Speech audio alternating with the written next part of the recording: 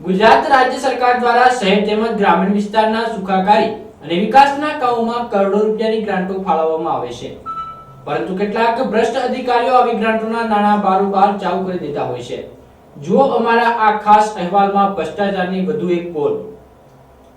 સરકાર દ્વારા કરોડોની ગ્રાન્ટો ફાળવવામાં આવે છે અને ગરીબ તેમજ મધ્યમ વર્ગીય પરિવારને રોજગારી મળી રહે તે માટે રાજીવ ગાંધી સ્વરોજગાર યોજના તેમજ નરેગા યોજના અંતર્ગત મજૂરી મળી રહે તે માટે જોબ કાર્ડ બનાવીને પોતાના જ ગામમાં રોજગાર મજૂરી કરી શકે તે માટે કરોડોની ગ્રાન્ટો ફાળવવામાં આવતી હોય છે,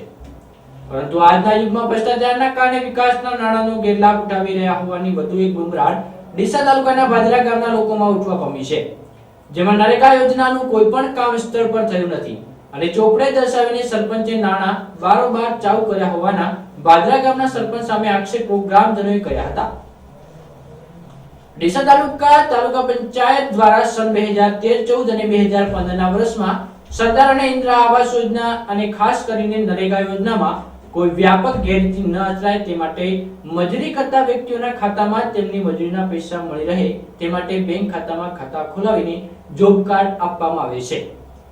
પરંતુ ભાદરા ગામના ગ્રામજનોના જોબ કાર્ડ તો બન્યા છે, પરંતુ તેમના પાસે નહીં પરંતુ ગામના સરપંચ પાસે છે,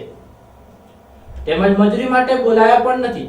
અને જે રોડના કામ થયા છે જે કામ જીસીબી દ્વારા કરાવીને જોબ કાર્ડ ધરાવતા મજૂરો બતાવીને મજૂરી તો બતાવવામાં આવી છે, પરંતુ 3-4 હપ્તાના મજૂરીના પૈસા હજુ સુધી લાભાર્થીઓ સુધી પહોંચ્યા નથી। જ્યારે આ અંગે અમારા સંવાદદાતાએ ગામના સરપંચનો સંપર્ક કરતા સરપંચે જવાબમાં જણાવ્યું હતું કે અત્યાર સુધીમાં નરેગા યોજના હેઠળ 7 લાખના રોડના કામકાજ કરવામાં આવ્યા છે અને તેમની મજૂરીના પૈસા તેમણે લીધા છે, પરંતુ ગ્રામ પંચાયતના સભ્યોએ અમારા વિરુદ્ધ કાવતરું રચ્યું છે।